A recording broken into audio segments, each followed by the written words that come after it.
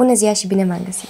În emisiunea de astăzi sunt încântată să l-am alături de mine pe Părintele Teodor Bijec, consilier la Episcopia Ortodoxă a Covasni și Harghita și slujitor la Catedrala Episcopală Ortodoxă din Miercurea Ciuc.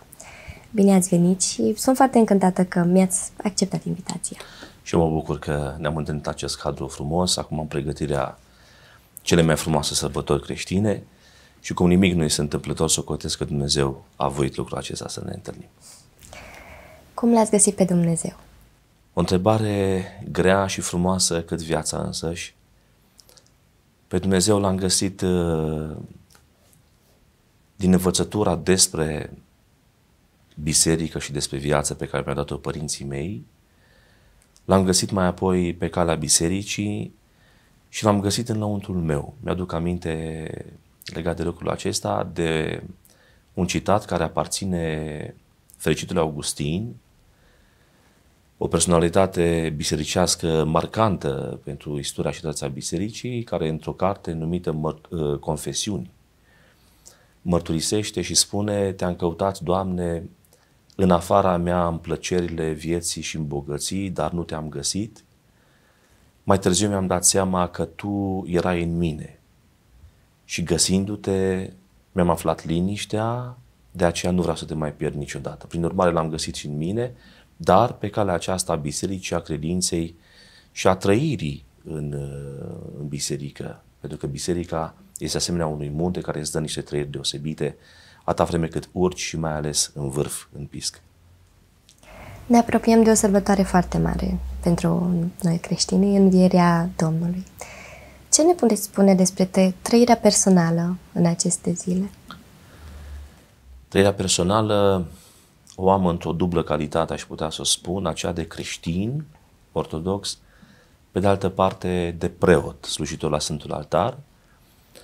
O trăire care presupune o legătură de viață prin credință și prin rugăciunea bisericii și rugăciunea personală pe care o am. Reprezintă Paștele, într-adevăr, o chemare la viața adevărată pentru Împărăția lui Dumnezeu și o bucurie, pentru că ori de câte ori avem șansa de a sărba Paștele în fiecare an, este un moment de bucurie în care sufletul se adapă din lumina de sus de la Dumnezeu, fapt ce arată sensul și conținutul vieții noastre, lumina veșniciei prin Hristos. Putem afirma că Paștele exprimă mesajul principal al creștinismului? Da, cu tărie da, pentru că conținutul credinței noastre și al mesajului credinței noastre este pentru totdeauna Hristos Mântuitorul, iar Paștele înseamnă învierea sa din morți, adică tocmai perspectiva veșniciei pe care El ne deschide într-o legătură cu Dumnezeu. De aceea vedem din Sfânta Scriptură, încă după momentul învierii Mântuitorului, mesajul care a fost adresat lumii de către apostoli și de către toți ucenicii Mântuitorului, mai apoi de urmașii acestora, episcopii, preoții, diaconi, rânduiți prin hirotonie, mesajul acesta a fost de înviere, de chemare la viață, este într-adevăr esența creștinismului. Ce atitudine ar trebui să avem noi creștini în această perioadă a Paștelui? Fiind o chemare de apropiere către Dumnezeu, este o chemare de apropiere și a noastră între oaltă, oamenii, în sensul în care putem să fim mai buni unii cu ceilalți, în sensul în care să ne îngăduim mai ușor, să ne iertăm greșelile trecutului, să sporim binele pe care Dumnezeu ne l-a dat în viața aceasta și întărind legătura cu noi, firește că o întărim și pe cea cu Dumnezeu. De altfel, una din învățăturile și poruncile Mântuitorului date nouă este să iubim pe Dumnezeu din tot sufletul nostru, din toată puterea noastră de viață și pe aproapele ca pe noi înșine. Deci, iată o măsură a deplinătății, ca iubim pe aproapele, ne apropiem de Dumnezeu și îl iubim și pe El și dacă îl iubim pe El, cu siguranță îl iubim pe aproapele, pentru că orice om poartă în el chipul lui Dumnezeu, cea mai frumoasă dintre lumini. Ce simbolizează lumina de la înviere? Dacă tot ați pomenit de lumini. Lumina de la înviere reprezintă viața adusă ca dar și Paștele, fac o paranteză, Paștele este o lecție a nemuririi.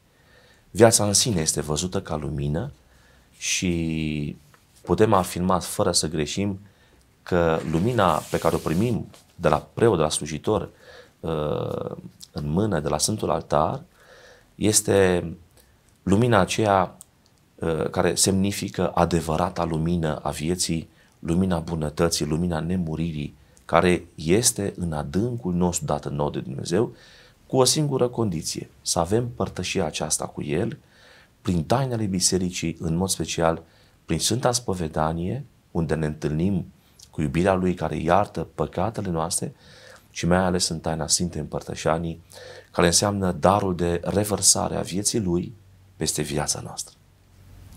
Ne mai despart puține zile până la Sfintele Paște. Ce ar trebui să facem noi ca și creștini în aceste zile? Fiind o sărbătoare atât de frumoasă, socotesc că o primenire, o pregătire a noastră presupune tocmai împăcarea aceasta cu Dumnezeu pe care o realizăm prin ceea ce am spus mai devreme, prin Sfânta Spovedanie. Mai apoi, tot prin taina aceasta apare împăcarea cu semenii noștri. Iertăm acolo unde ni s-a greșit, ne cerem iertare acolo unde am greșit noi și prin aceasta ne împăcăm cu propria noastră conștiință, devenind curată, luminată de Harul lui Dumnezeu și în felul acesta, prin slujbele bisericii, iată, omul capătă o atitudine interioară de primire a acestei sărbători în viața lui, cu gândul că ne pregătim de o sărbătoare nu doar temporală, istorică, ci o sărbătoare meta-istorică, omul fiind legat de Dumnezeu prin tainele bisericii, îl primește pe Dumnezeu în sinea lui și această sărbătoare nu va mai trece de la noi niciodată. Pentru că sărbătoarea aceasta temporală, cum vine, așa se duce, dar sărbătoarea din adâncul nostru, unde îl primim pe Hristos ca pe cel mai de seamă oaspete al nostru și pe care îl iubim în viața noastră, dând măturie prin tot ce facem, înseamnă să avem această sărbătoare a Paștelui în noi. De altfel, sărbătoarea Paștelui înseamnă trecerea de la moarte la viață, de pe pământ la cer, care doar prin Hristos ne s-a dăruit și iată, așa îl primim și așa îl mărturisim. Este o perioadă în care tot mai mulți oameni merg să se spovedească. Oamenii își păstrează obiceiurile în preajma acestor sărbători? Am bucuria constatată ca preot că da, oamenii sunt legați, să știți, de sărbătoarea aceasta frumoasă, care dă sens înalt vieții noastre. Prin sărbători de regulă, dar prin aceasta, în mod special, Dumnezeu ne ridică privirea, inima, viața, din această legătură cu pământul, către o legătură mai presus de aceasta, o legătură cu cerul. Și avem bucuria ca în calitate de preot și de coleg cu alți preoți la altarul unde slujesc, să văd că oamenii păstrează o mare receptivitate față de această sărbătoare, pentru că, așa cum menționam mai devreme, suntem legați de ea, de Hristos Mântuitorul, cu niște fire nevăzute, El fiind viața noastră. Ce frumos!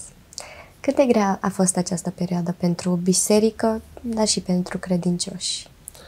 E drept că perioada care a trecut a fost marcată de suferințe și de panică asociată cu suferința, fapt care, ca tendință, a încercat cumva temelia credinței noastre și puterea de exprimare a credinței prin comuniune.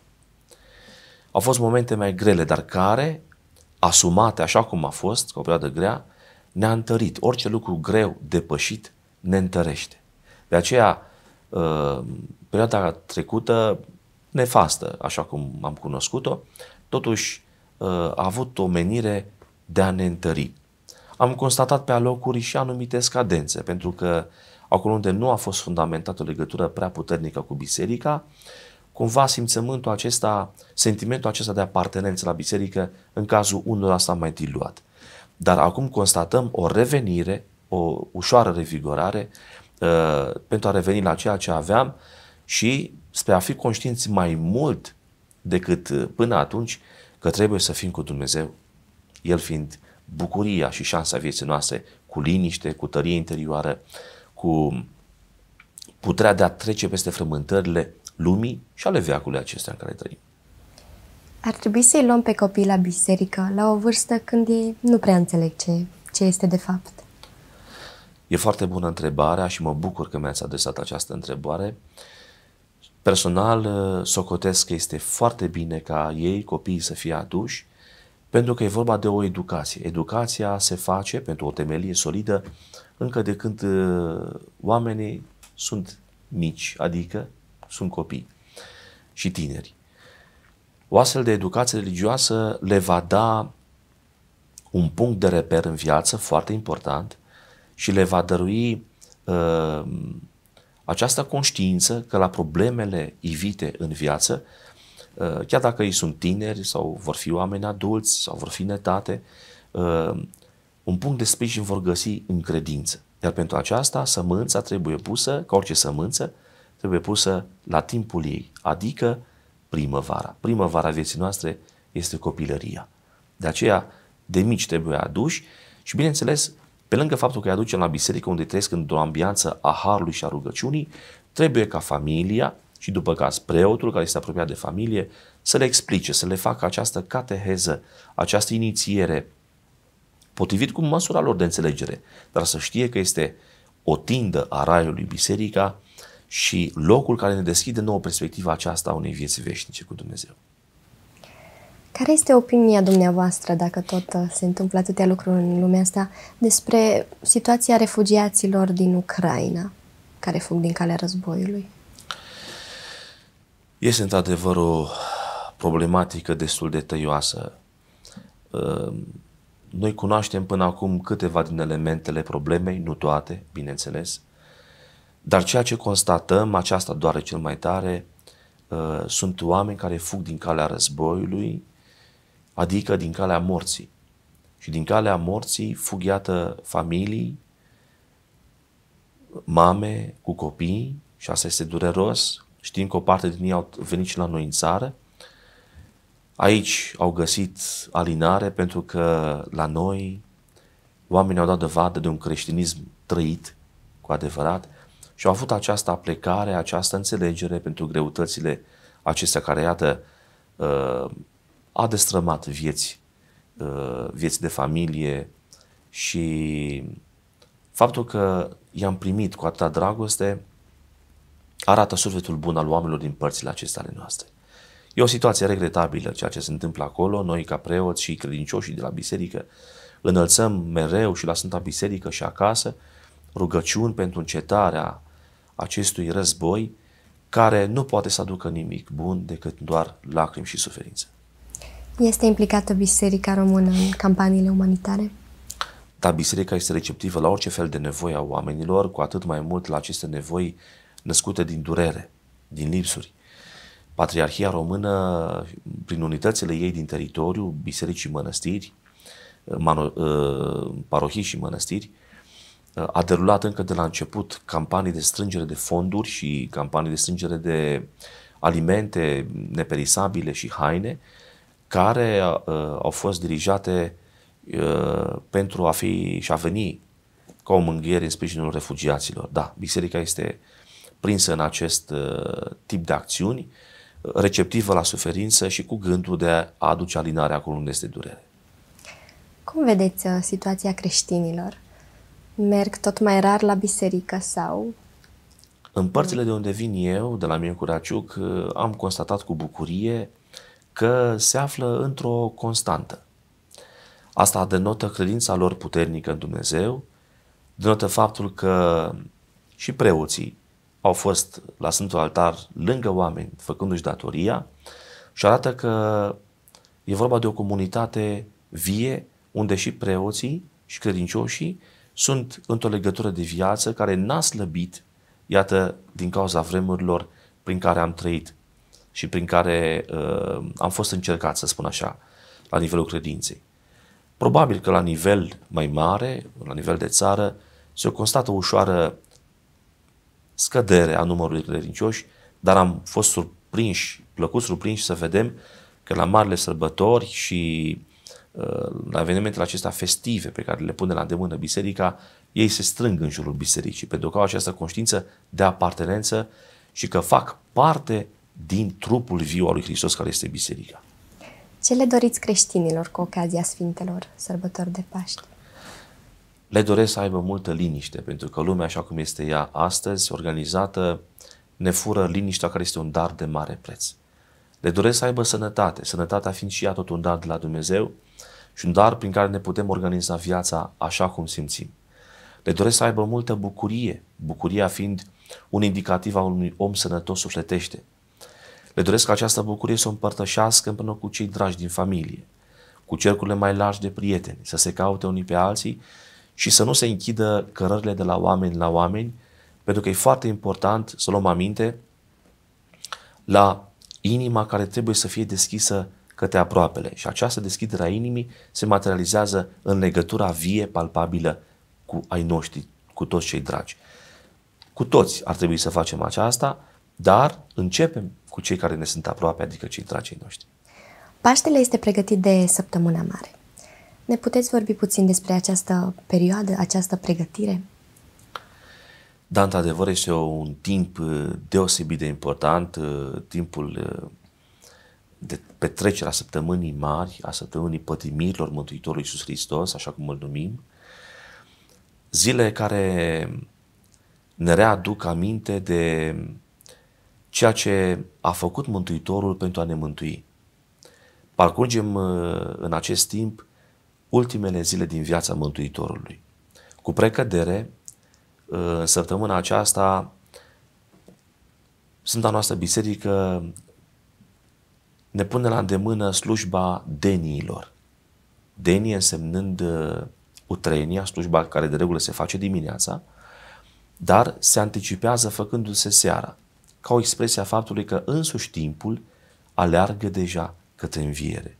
Prin urmare, slujba care trebuia să o fac a doua zi, cum ar fi mâine dimineață, o fac în seara aceasta, în această dimensiune de grabă a timpului care curge către înviere. Ne aducem aminte cum în miercurea, ultima miercuri din viața pământească a Mântuitorului Iisus Hristos, a fost ziua în care Iuda l-a trădat și l-a vândut pe 30 de arginți. Ne aducem aminte de joia în care Mântuitorul instituie seara cina cea de taină, adică Sfânta Euharistie, când El, adunat într-un foișor cu cei 12 ucenici ai săi, instituie miezul de liturghie și spune: aceasta să o faceți în dupomenirea mea. În cina cea de taină, Mântuitorul își trăiește mistic, anticipat, jertfa și învierea. Și are loc această cină cea de taină în contextul în care a prăznuit mai devreme Mântuitorul, mai devreme cu o zi, Paștele iudaic, dar îi schimbă dimensiunea pentru că el era adevăratul Paște. Paștele iudaic, care însemna ieșirea din robia egipteană, faraonică a poporului Israel în timpul lui Moise, ieșirea de la robie la libertate, marcată prin junghierea mielului, pe care trebuia să-l mănânce, să-l consume în noaptea aceea, pregătiți de drum, da? Și rememorau lucrul acesta în fiecare an de Paști, Paște însemnând trecere.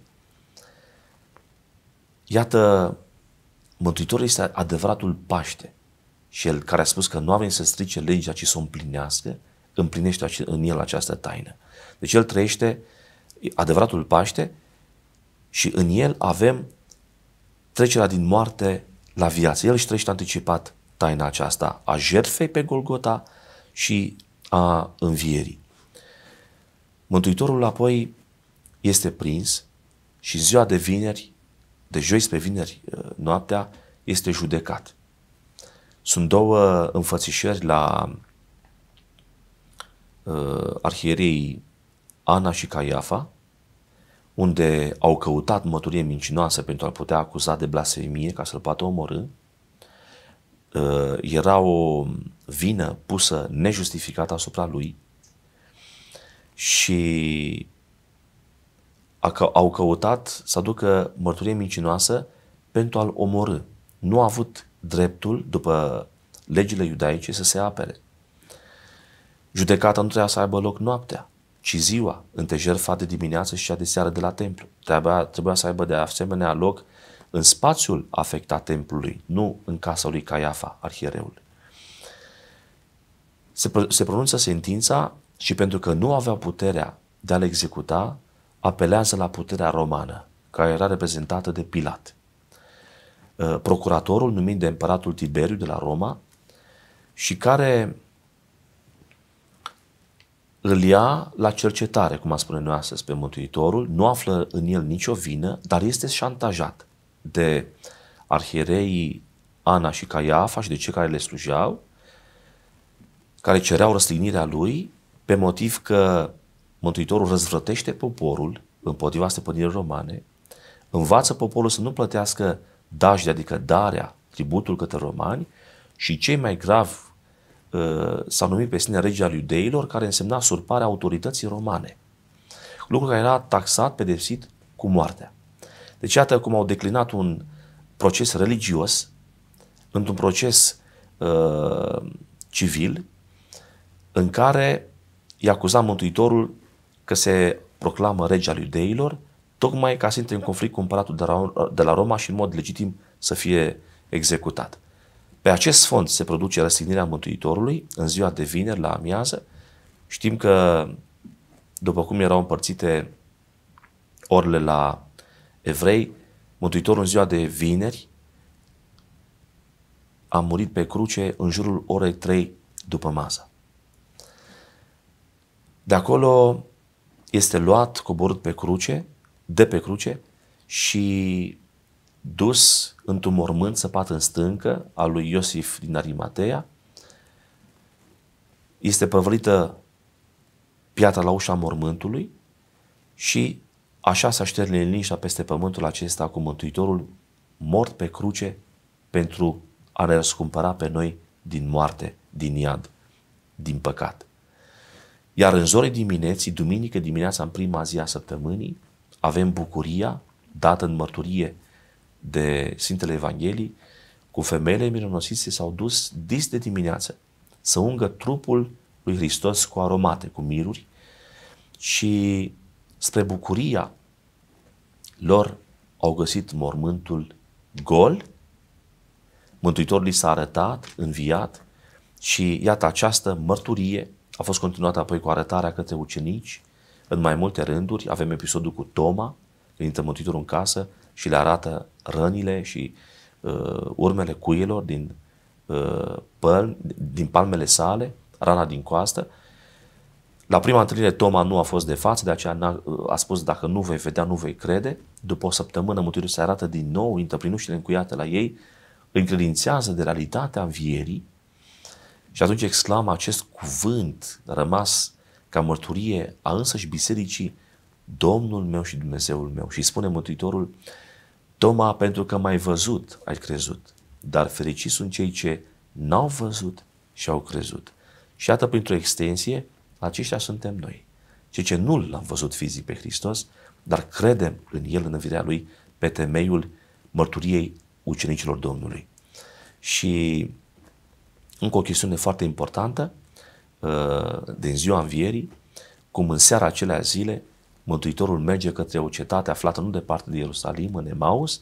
Doi dintre ucenicii din cercul mai larg al Mântuitorului, Luca și Cleopa, merg către această cetate din Emaus. Mântuitorul se alătură ca un necunoscut pe drum, le tâlcuiește taina morții lui Hristos, potrivit Sfintelor Scripturi, și necunoscându-l și făcându-se seară, l-au invitat la ei în casă să poposească, iar la masă Mântuitorul reproduce un gest făcut la cina de taină, ia pâinea pe care o binecuvântează, o frânge și le-o dă spre împărtășirea trupului lui, mort și înviat. S-a dat pe sine lor în sensul acesta de împărtășire. Și atunci se face nevăzut, dispare. Și au spus atunci ucenicii: oare nu ardea în noi inima noastră pe cale când ne vorbea și ne tâlcuia de Scripturi? Și așa au fugit înapoi în Ierusalim și au găsit pe ucenici și ceilalți care spuneau: într-adevăr, este viu și li s-a arătat. Și în bucuria aceasta ne adunăm și noi la capătul săptămânii marți care am pomenit, trecând cu Hristos, însoțindu-L pe calea aceasta a Golgotei pentru răscumpărarea noastră, El care pe cruce, unde s-a întâlnit fapta deplină a răutății omului, de a-L răstigni cu fapta cele mai mari iubiri a lui Dumnezeu, de a ne ierta. Și pe cruce fiind, cu puțin înainte de a muri, de a desăvârși răscumpărarea noastră, a zis: Părinte, iartă-le lor păcatul acesta, că nu știu ce fac. Și apoi împlinirea în ziua învierii, semn că în cruce este pusă deja sămânța învierii care rodește prin darul lui Hristos pentru noi toți cei care îl urmăm pe Hristos pe calea acestei vieți. Vă mulțumesc frumos că v-ați făcut timp să participați la emisiune. Și eu vă mulțumesc din suflet pentru invitația pe care mi-ați adresat-o, pentru inima deschisă pe care o aveți și prin faptul că realizând emisiuni cu această tematică, răspundeți unei nevoi sufletești pe care oamenii o au, cu care oamenii trăiesc și cu care oamenii tind să se împărtășească din cuvânt, din învățătura bisericii. Paștele este o sărbătoare care ne adună pe toți în bucuria lui Dumnezeu, că suntem ai Lui nu doar pentru aici, ci pentru totdeauna, adică și pentru veșnicie. Vă mulțumim frumos! Vă mulțumesc și eu! Paște fericit și vă doresc toate cele bune!